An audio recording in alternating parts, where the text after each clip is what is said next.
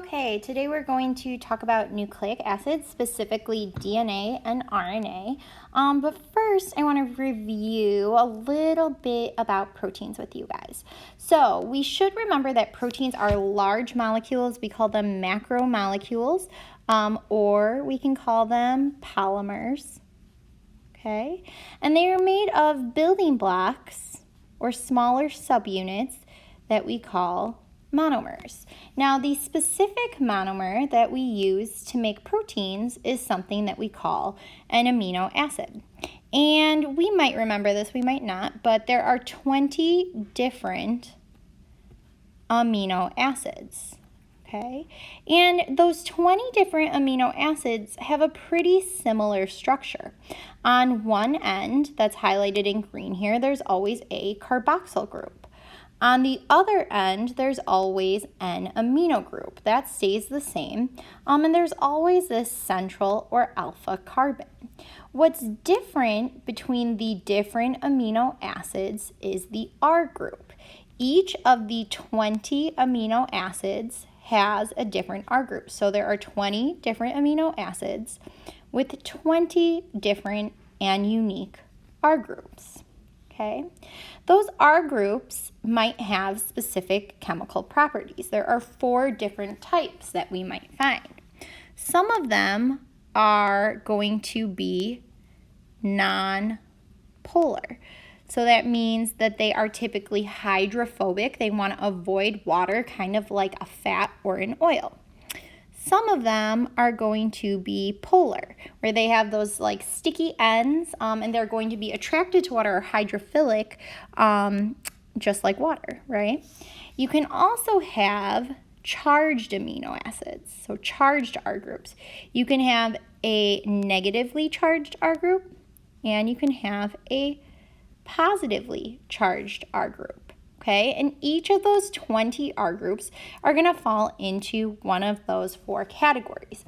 That's going to be important in a second, but first I want to review how do we go from an amino acid to a protein? Well, we should remember that we build polymers through a reaction that we call dehydration synthesis, where we remove a water and create a covalent bond. So we would remove that water and create a covalent bond between our 2 monomers, in this case our 2 amino acids. When we do that with our amino acids, we create a special covalent bond that we call a peptide bond, which is why a lot of times we'll call our proteins a polypeptide, because it's a chain of amino acids connected by peptide bonds. And that chain of amino acids connected by the peptide bonds is what we call the primary structure. And that's what we see in this picture here. Each of these circles represents a different amino acid, and each line in between represents a peptide bond. So you can kind of think about your primary structure is just being like beads on a string. Now, your secondary structure is going to form based on the primary structure, okay? So what we're going to see is we're going to see between the backbone of our different amino acids, so usually between like an N of one or a nitrogen of one and a carbon on another one, we're going to start forming hydrogen bonds. Those hydrogen bonds can form either alpha helices or like these little accordion beta pleated sheets. And those hydrogen bonds between the backbone, again, it's going to be between like this and one of these guys, okay? That's going to be responsible for our secondary structure. Now, once we have those helices, our beta pleated sheets, then we have our tertiary structure. Our tertiary structure is going to be the result of interactions between the R groups. So if we think about our proteins, they're like floating around in a solution. Our non-polar groups are going to want to go on the inside. Our polar groups are going to go on the outside. Let's say right here we have an R group that has a positive charge, and this one over here has a negative charge. We could form an ionic bond. Let's say this one has an R group that has a sulfur, And this one over here also has a sulfur. We're going to form a special, really strong covalent bond that we call a disulfide bridge. And the way those amino acids start to interact with one another based on their R group is what determines the tertiary structure. And every single protein has a primary, secondary, and tertiary structure. Some proteins are going to have one step further, and that's what we call our quaternary structure. So if we look at hemoglobin, for example, hemoglobin has several different subunits, each with a primary, secondary, and tertiary structure, and they're all stuck together to form a quaternary structure. So that's what we see there. So we see multiple proteins.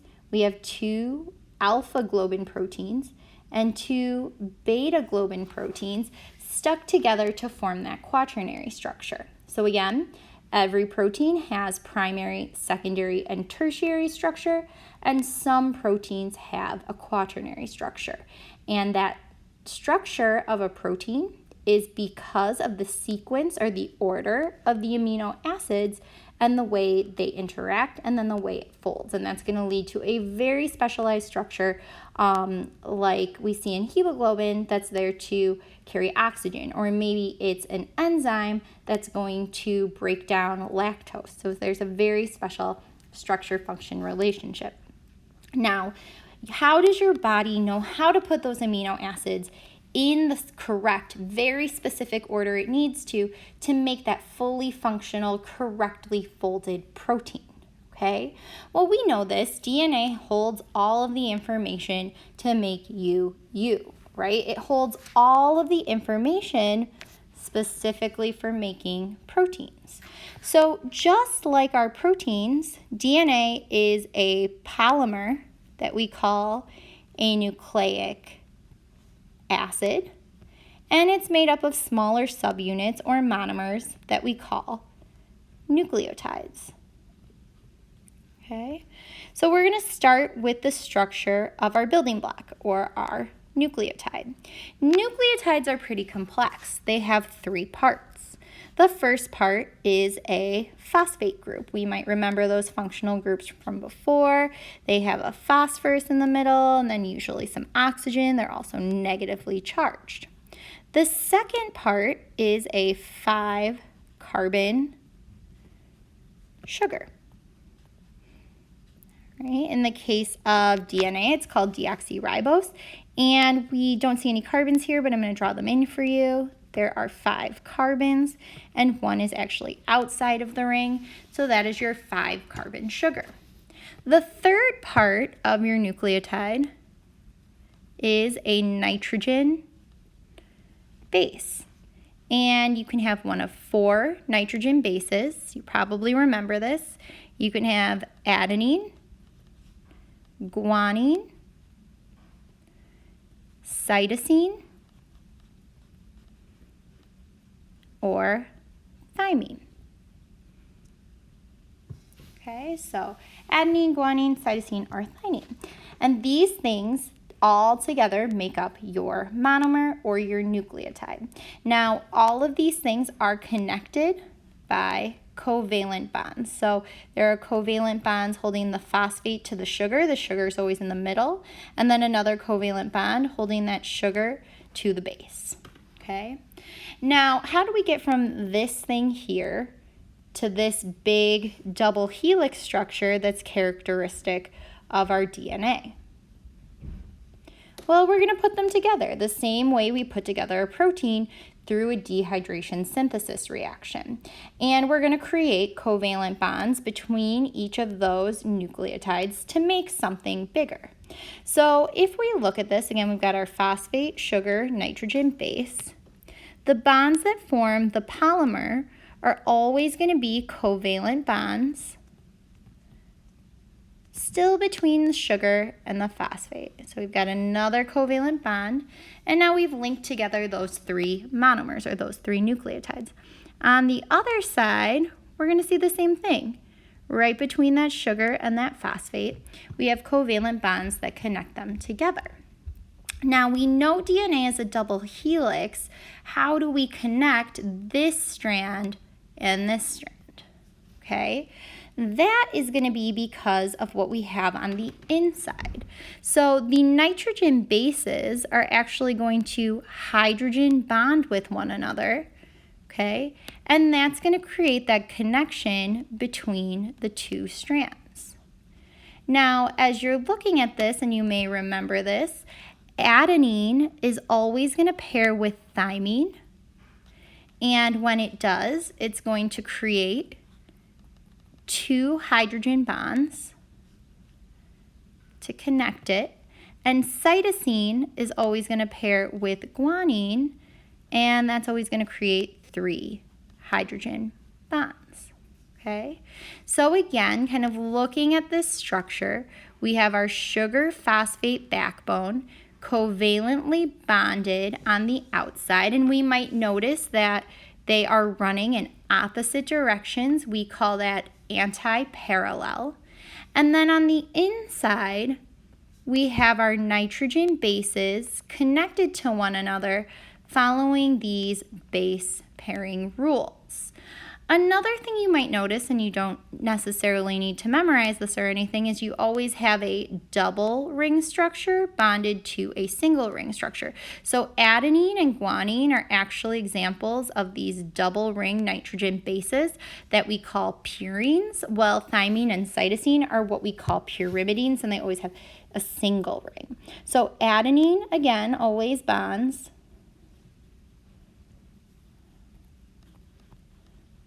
to thymine, and cytosine is always going to bond, and I'm not going to write that all again, to guanine. So adenine to thymine, cytosine to guanine, always a purine to a pyrimidine, which keeps the structure of DNA nice and uniform so that the width is the same. Now, how did we figure this out? We figured this out using information from a scientist called or named Edwin Chargaff. And he created, based on the data he collected that we can see in this table right here, what we call Chargaff's rule.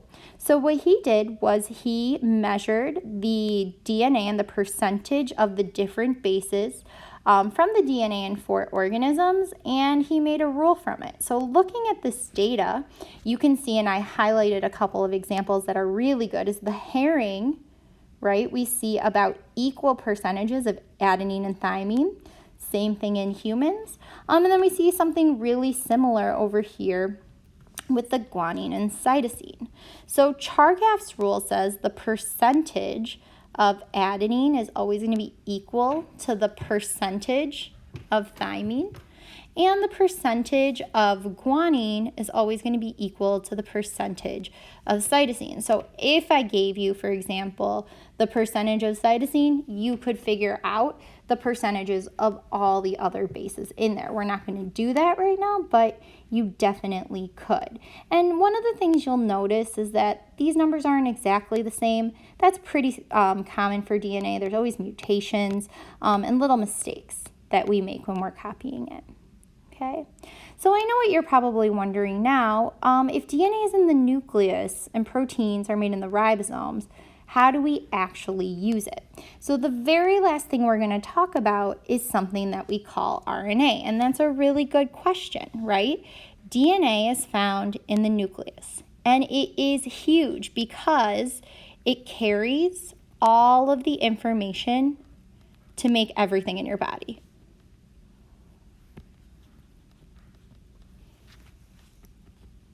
Okay, and because of that, it can't leave the nucleus. There's just so much of it that it can't fit through what we call the nuclear pore.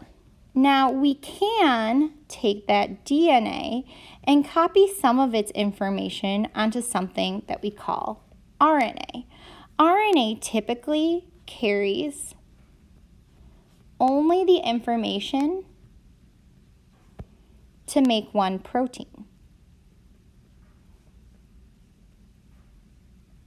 So it can easily fit through that nuclear pore and get out to the cytoplasm where we have all the stuff that we need to make our proteins. So if we remember, our ribosomes can either be found in the cytosol, just kind of floating around, or they can be found in the endoplasmic reticulum. So we can take that information from our DNA, put it onto another molecule, and then that molecule can go to the ribosome, and the ribosome's sole function is to make peptide bonds, to make proteins. Okay, so we've got to get that information out using a second nucleic acid. We'll get more into that a little bit later. But before we do that, I want to talk a little bit about the difference between DNA and RNA. Now, first thing we'll probably notice is DNA has a sugar called deoxyribose, while RNA has a sugar called ribose. That's how they get their names. The R in RNA is due to the ribose sugar. The D in DNA is due to the deoxyribose sugar.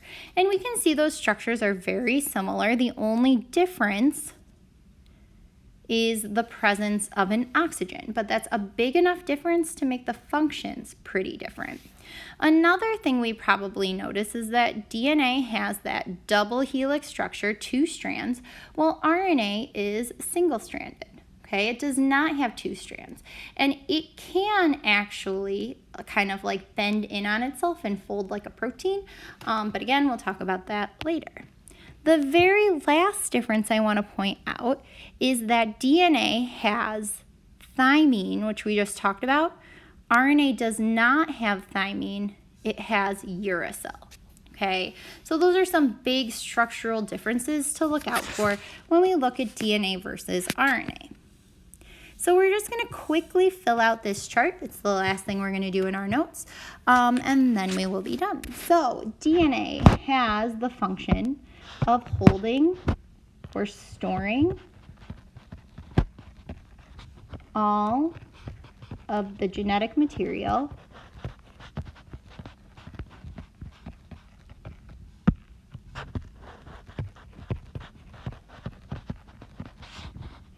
or the information to make all of the proteins in your body.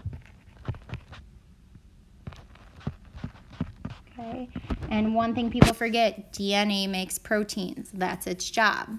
Okay, RNA has the function of transmitting the genetic information to make a protein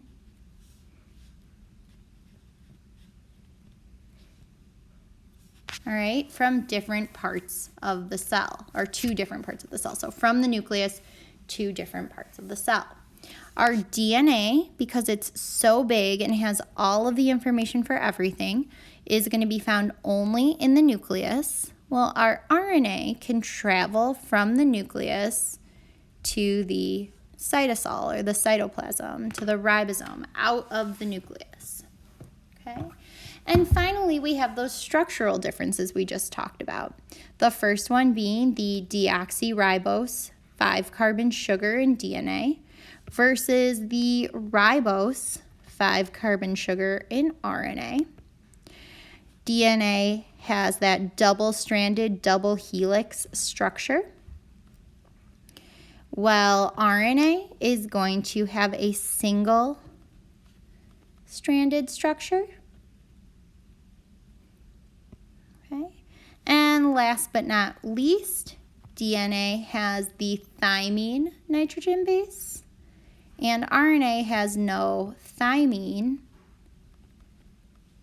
Instead, it has uracil. Okay. Next time we do notes, we'll talk a little bit more about the actual stuff we have to do to make the protein, but this is a good start. Hopefully that was helpful. Let me know if you have any questions.